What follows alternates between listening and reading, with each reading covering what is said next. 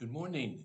This is John from the Springs Mennonite Church, and I'm here today to share with you about another character in the Bible.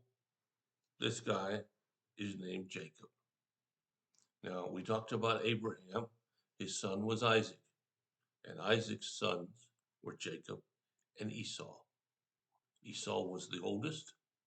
He was the hunter, the strong, the epitome of a man's man. And Jacob was softer. Jacob was his mother's favorite. And I guess in many ways thought he could never compete with his older brother. Now, the point we come to today in this story that we'll spend some time talking about this week is when it comes time to receive the blessing. In the Old Testament, the oldest son received the blessing from the father.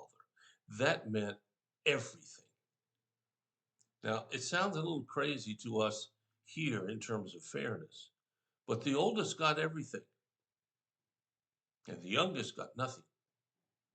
And that's the way God set it up. And once the father gives the blessing to the oldest, or in this case, a deceived way, he can't take it back. There's nothing left to give.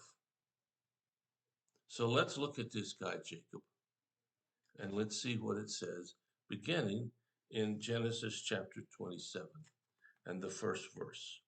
When Isaac was old and turning blind, he called for Esau, his older son, and said, "My son, I am an old man now, and I don't know when I may die. Take your bow and quiver full of arrows, and go into the open country to hunt some wild game for me. Prepare my favorite dish and bring it here for me to eat. Then I will pronounce the blessing that belongs to you, my firstborn, before I die." Well, there's the setup. Everything's in order for the blessing to be given to Esau, just as it's supposed to be. But there's a little catch here. The next verse. But Rebekah, Isaac's wife, overheard what Isaac had said to Esau. So when Esau left to go for the hunt, she said to her son Jacob, "Listen, I overheard your father to say to Esau, 'Bring me some wild game and prepare me a delicious meal. Then I will bless you in the Lord's presence before I die.' Now, son," this is Jacob, go out to the flocks and bring me two fine young goats.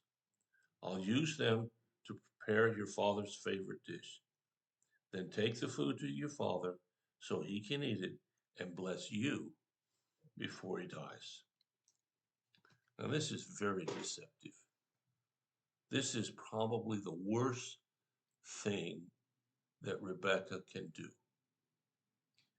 And Jacob goes along with it, even though we know it's wrong. Let's read a little more. But Jacob replied, "My brother Esau is a hairy man, and my skin is smooth.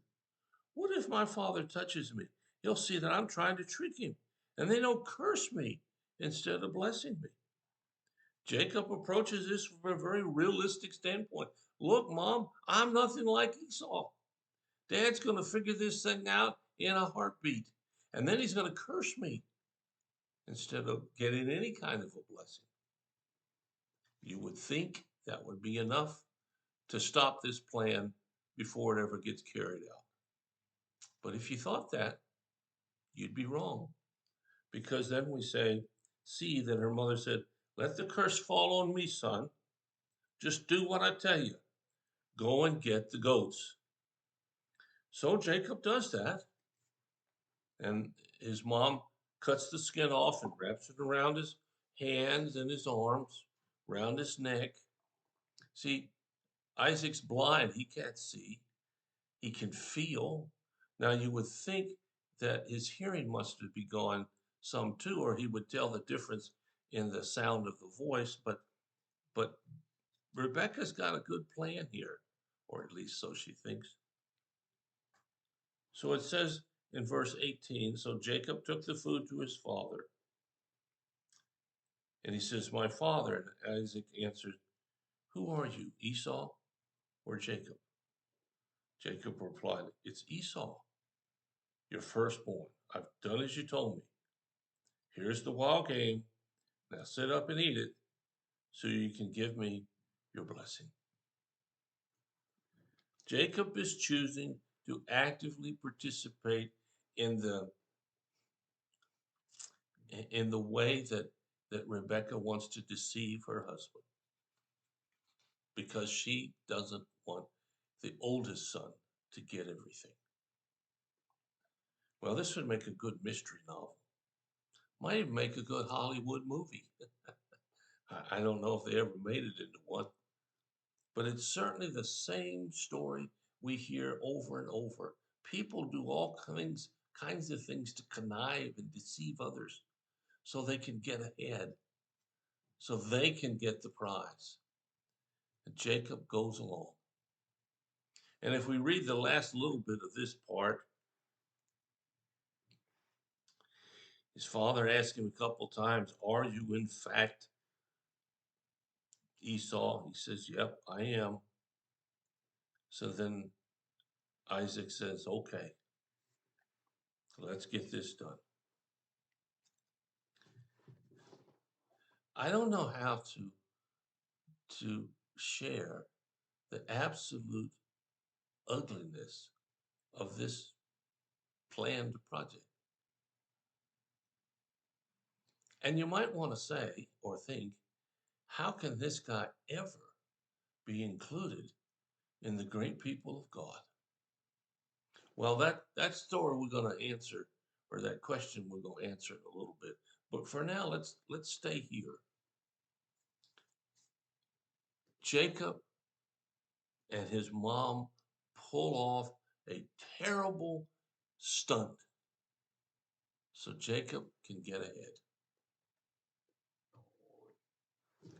I hope that doesn't describe you. I hope in many ways you can identify with that part of this story. But if you can, then just remember this: this isn't the end of the story. Whatever you do, whatever we do in life, if it doesn't please God, it's forgivable. We can overcome it. Might might be a difficult thing to do, but it's certainly doable.